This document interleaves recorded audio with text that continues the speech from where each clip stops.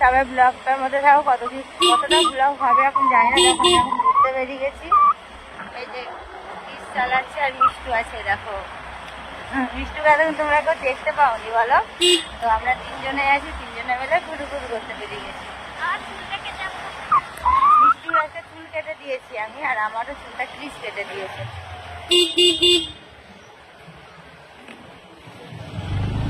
Chris এখন একদম মানে ঠিকঠাক চালাতে শিখে গেছে, তবে আমার চালানোটা একটু শিখতে হবে বন্ধুরা। আমি এখনো চালাতে শিখিনি ভালো মতো, শিখেছি মানে ভয় পাচ্ছি, ভয় ভয় লাগছে, কিন্তু ভয় পেলে তো হবে না, না চালাতে গিয়ে।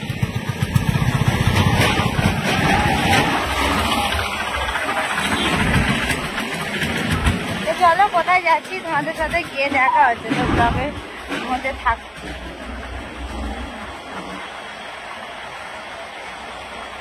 তো বন্ধু তোমাদেরকে বললাম যে আমি যাব ঘুরতে, তো দেখো আমার বান্ধবীর কাছে চলে এসেছি। এর নাম হলো রেখা, দেখেছো তোমরা, এরকম আমার ব্লগে দেখেছিলে রেখাকে। আর এই যে এখানে এটা দেখো শুয়ে পড়েছে, আর এখানে আমাদের মিষ্টুও দেখো শুয়ে পড়েছে। আর রেখার আমাদের পুচকুটা দেখো চা বানিয়ে নিয়ে এসছে, আর ওই ধারে মুড়ি মাখাচ্ছে। দাদা আসুক, ওদিক দিয়ে এলে হবে না। আমরা ততক্ষণ চা খাই, দিয়ে আবার আসছি তোমাদের সামনে।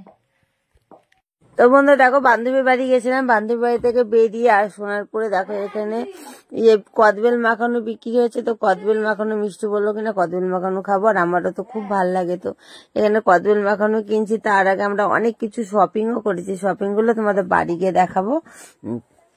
আর এই যে ওখানে দেখাচ্ছিলাম যে ওখানে ক্রিস দাঁড়িয়ে আছে কতটা দূরে, আমার স্কুটিটা নিয়ে যে ক্রিস দাঁড়িয়ে আছে। তো চলো আমাদের কদবেল মাখানোটা নিয়ে নিই, তারপর একটু মিষ্টির দোকানে যাব, মিষ্টি নিয়ে বাড়ি যাব সোজা একদম।